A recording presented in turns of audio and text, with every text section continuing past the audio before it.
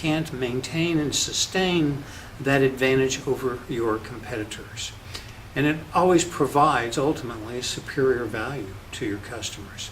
So there are 9 steps in the creation of a strategic plan or a strategic management process.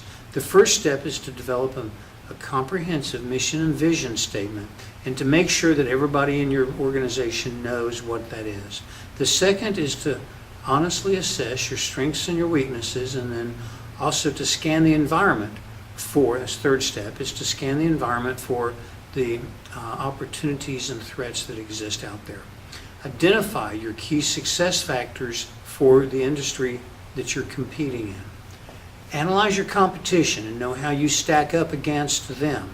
Create specific goals and objectives. These are the roadmaps and the keystone mile points along the way to success. Formulate strategies. Translate those strategies into action plans, implementation steps, and then last but not least is measure your progress towards achievement of each of those. So let's talk first about the development of a mission and vision statement. So what's going to happen here is you're going to ask the question, why are we in business and what business are we in? So what you really want to do when you're focusing is understand what your purpose is. And you can think of the vision as the purpose. Why are we doing what we're doing?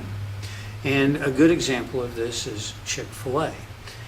George Truett, the founder of Chick-fil-A, basically says that we're here to serve God and to serve the best quality food and be of service to our customers. And that's the mission, or excuse me, the vision statement for Chick-fil-A. But the mission statement will be slightly different. So a lot of people get confused on vision versus mission. So I've put down here a few simple sort of questions or perspective points to help you understand. Vision is basically the why. Why do we do what we do? Why is it important to us and to those that we interact with?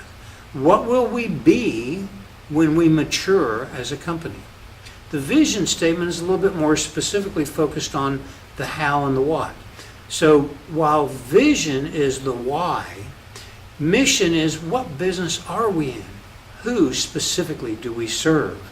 Where are we going? What are the specific steps that we're going to take? So mission and vision is slightly different, but one of the most important things that you can do as you launch your company is to make sure that your vision and your mission is clearly articulated to your employees so that they can wholeheartedly buy in and support and embrace the vision and the mission. So to develop a vision and create a mission statement, you want to ask the following questions. So what is the purpose of the company? What are we in business to accomplish? Then next is, regarding the business that we're in, how are we going to accomplish that purpose that we've set out? And last, what are our values? What do we stand for? What principles and beliefs form the foundation of the way we do business?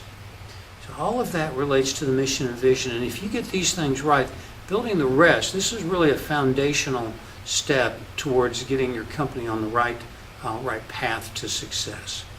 Well, then the next thing that you need to do is you need to assess your strengths and weaknesses. Strengths are positive internal factors that contribute to your accomplishment of the missions and